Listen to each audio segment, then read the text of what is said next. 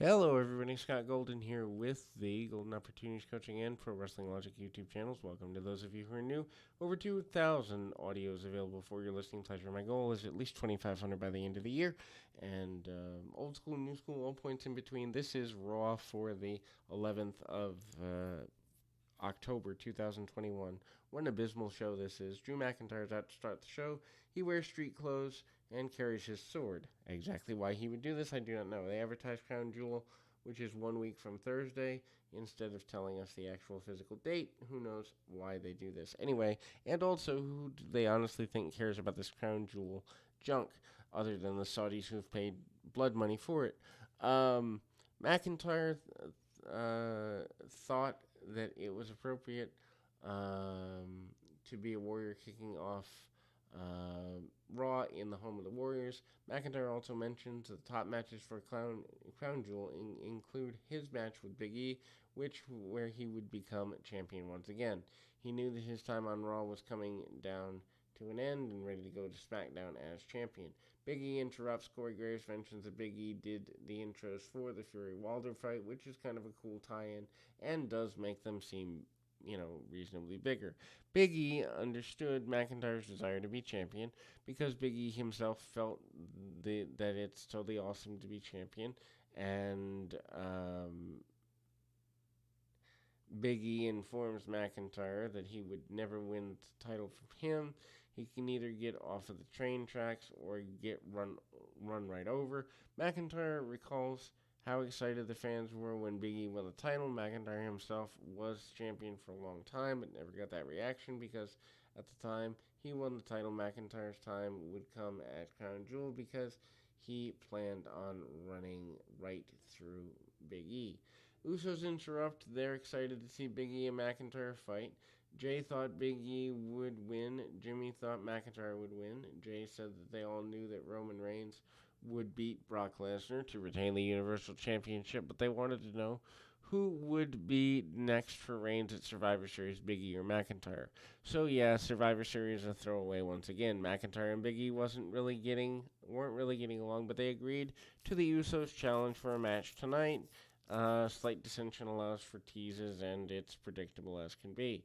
Kofi Kingston and Xavier Woods come out for the next segment. They seem unconvinced about their friends getting laid out by their longtime rivals. They had more to do with professional timing and then storytelling. A commercial break, they announced a few house shows in the Canadian market and house shows in other markets as is appropriate. King of the Ring first round tournament match. Xavier Woods defeats Ricochet 10:55. Ricochet hits a superplex, which leads to a break about 3 minutes into the match. Ricochet's in control until Woods hits a double foot stomp after dropping Ricochet over the ropes and hits a diving leg drop for a 2 count and a gutbuster for another near fall. Woods then rolls to the outside after Ricochet hits Death Valley Driver. Ricochet follows up with a bunch of dives. Ricochet then tries another dive, but Woods catches him and runs him into the barricade. Woods follows up with a diving elbow for a pinfall win. Woods will face Kingston or Jinder Mahal in the next round. Backstage, Riddle wants Randy Orton to guess who challenged Omos to a match tonight. Orton didn't take long to figure out it was Riddle himself, but Riddle acted like Orton didn't know. Riddle then has a plan for tonight, but Orton basically let him know that his plan last week wouldn't work a second time. Orton told him that he's on his own tonight. Riddle didn't believe this. Jimmy Smith said Raw's been quieter than usual tonight. I assume that means the crowd, but I don't think he would be allowed to say that. He references that with Miz being absent, and that means that Miz is on Dancing with the Stars. Anyway, Cedric Alexander, Sheldon Benjamin defeat Mustafa Ali and Mansoor 125. Why even have him get dressed for this? Alexander wins with a Michinoku driver on Ali. Anyway, Mansoor gets shoved to the ground by Ali post match, and he's tired of all of this. Queen's Crown Round 1. Shayna Baszler defeats Dana Brooke in 124. Again, why have them get dressed for this? Baszler wins quickly with a knee strike. Nothing at all to this. Baszler attacks Brooke after the match, and referee breaks that up. Charlotte Flair does a backstage promo. She wants to win both title belts and mend them together. That would actually be good for business. This is second hour beginning, and we've seen virtually nothing of major note. Then they give Omos his own music a few weeks ago, but he comes out to AJ Styles' music here, so apparently his music isn't good enough, or Vince doesn't like it, or something else. Riddle tries distracting Omos and Styles before the match begins, and then there's rumblings before trying to summon Orton to attack, but he never shows up. Crowd does laugh when Riddle sings Orton's theme, thinking that that would bring him out. Styles says that even dumb people in San Francisco know that Orton wouldn't show. Styles tells the ref to start the match. Almost with AJ Styles defeats Riddle in 232. My, how Riddle has fallen from his independent days, and even when he first was part of NXT. Almost has the match won in under a minute after a chokeslam. Styles tells him not to make the cover. Styles encouraged Omos to try some martial arts on Riddle and a roundhouse kick. Omos kicks Riddle in the head, and Styles has them show a replay. The crowd chanted, "We want Randy." Omos hits a tree slam for the pinfall win, and then they play Omos' music. Styles is going to give Riddle a Styles clash, but then he stopped upon hearing Orton's music.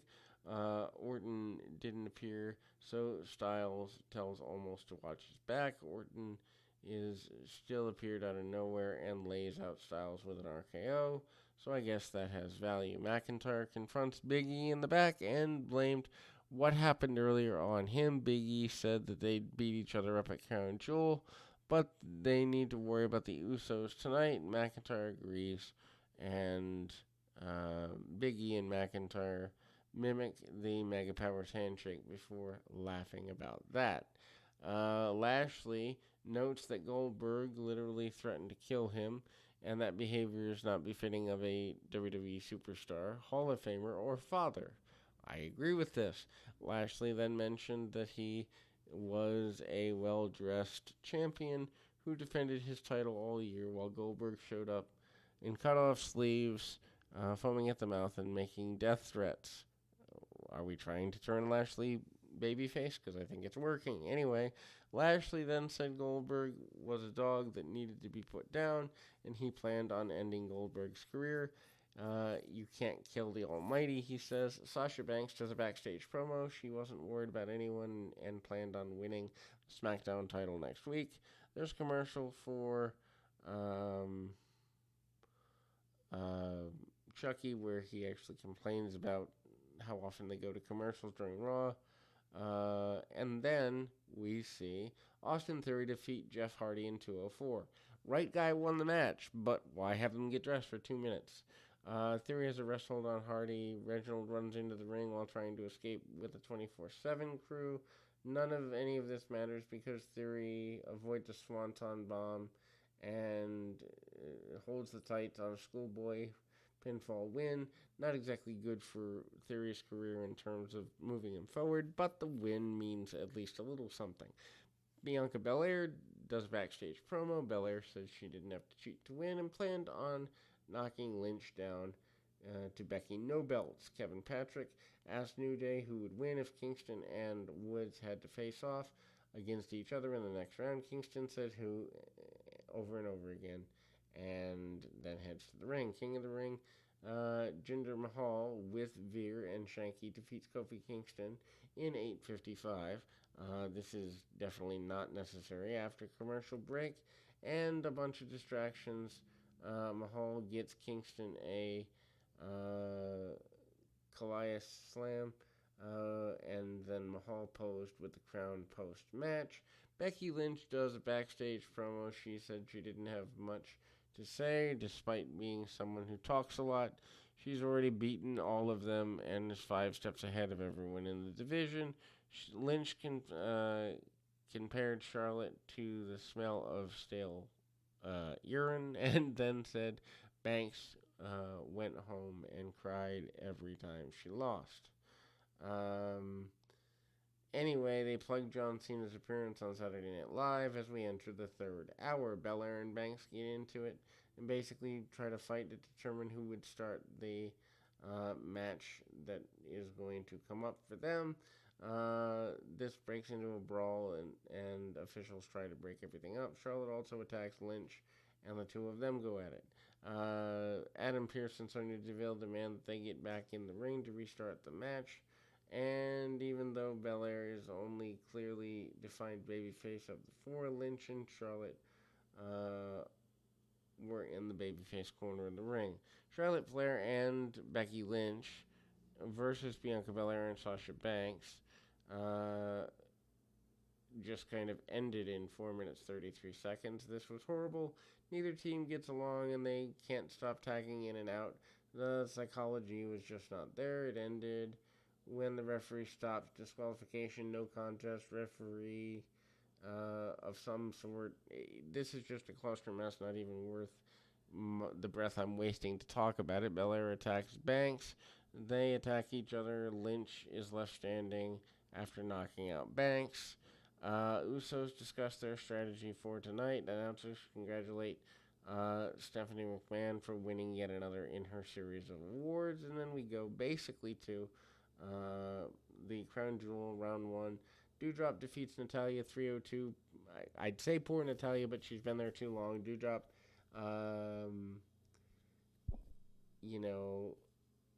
Natalya controls the match. Doudrop uses a roll up for the win. Doudrop faces Baszler next week. Another short women's match. John Morrison is meditating in the back when he's interrupted by Rhea Ripley and Nikki Ash. He explained what he's doing, and Nikki said she's glad he was following his dreams. Nikki admitted to Ripley that she doesn't know what he's talking about. Austin Theory takes a selfie with Big E as he prepares for his match. Big E was annoyed, but does not resort to violence. Patrick and Mansoor are arguing or interrupting the argument between he and Ali. Calls out Mansoor, calls him a giant waste of time. Ali loses every week, tells Mansoor that he is his only lifeline. Ali calls Mansoor a worthless loser. Mansoor didn't react or respond to this. Ali attacks him and lays him out. Big E and Drew McIntyre against the Usos, 15-13. Anyway, Usos take control and they do the stomp the feet thing. The crowd chants for the Usos a little bit because it's their hometown. Usos drive Big E into the steps and they go to the break. Usos remain in control until Jay misses a hip attack and Big E superplexed him before tagging in McIntyre. McIntyre gives Jimmy overhead suplexes and a spinebuster for a near fall. Jay tags himself in, and the Usos hit the double super kicks, which gets a near fall. McIntyre then gives both men neck breakers and sets up for the Claymore. Big E tags himself in. Big E tells McIntyre to get out of the ring until Jay gives him a couple of super kicks for near fall. Big E counters a move by Jay and incidentally knocked McIntyre off the apron. Big E gives Jay an STO, but McIntyre is unhappy with this, so he pulls Big E out of the ring and breaks up the cover. They brawl until the referee stops it. Usos wipe out both men with dives. Big E and McIntyre fight off, but the crowd didn't care. McIntyre wipes out Big E with a Claymore kick, and the show ends. This show is, I don't know that I've ever seen a national wrestling show this horrible. Anyway, we'll be back with more right after this.